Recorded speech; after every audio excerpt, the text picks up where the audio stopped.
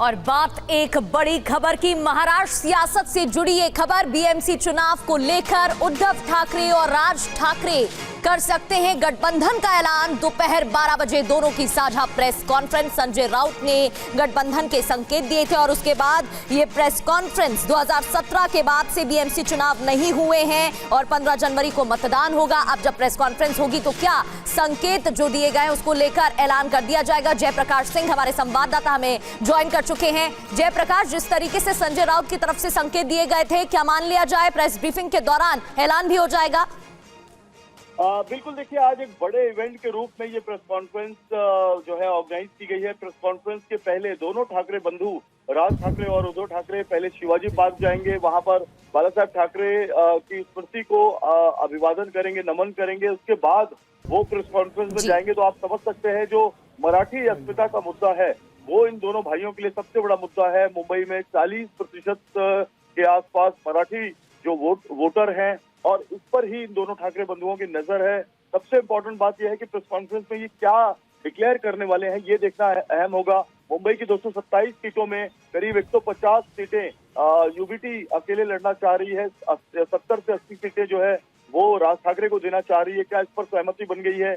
क्या ठाणे में सहमति बन गई? ठाणे महानगर पालिका में, नवी मुंबई में क्या दोनों भाई साथ आएंगे? और क्या वसई विरार महानगर पालिका और मीरा भाईंदर महानगर पालिका में भी साथ आएंगे? ये देखना बहुत अहम होगा कि एमएमआर जो रीजन है, एमएमआर रीजन यानी मुंबई मेट्रोपॉलिटन रीजन है, उसकी जो करीब 15 महानगर पालिकाएं हैं, क्या उसमें दोनों भाई साथ में रहेंगे?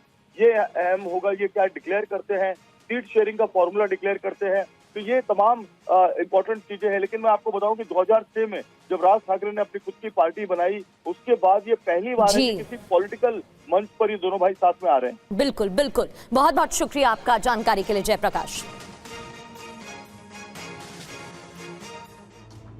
और महाराष्ट्र की राजनीति में बीएमसी का चुनाव बहुत महत्वपूर्ण होता है। मुंबई नगर पालिका चुनाव की तैयारी ऐसी जोरों शोरों से चल रही है। इसे लेकर शिवसेना शिंदे और शिवसेना उद्धव गुट में अब आरोप प्रत्यारोप शुरू हो चुका है। महाराष्ट्र के नगर परिषद और नगर पालिका में महायुति को मिली भारी जीत के बाद हौसले बुलंद हैं। उप मुख्यमंत्री एकनाथ शिंदे ने दावा किया है कि आने वाले चुनाव में भी महायुति की जीत होगी।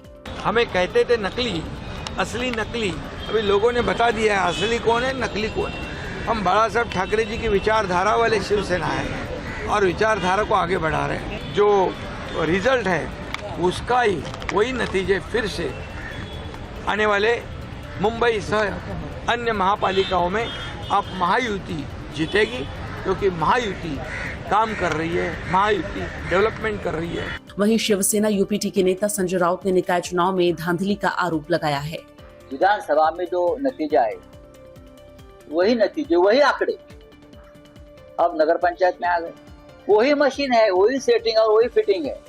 नई बात कोई ना, आंकड़े तो बदल दो भाई।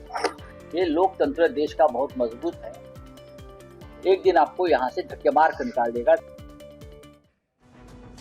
और महाराष्ट्र की सियासत से जुड़ी एक और अहम खबर, ठाणे महानगर पालिका चुनाव को लेकर बीती रात एक अहम बैठक हुई है।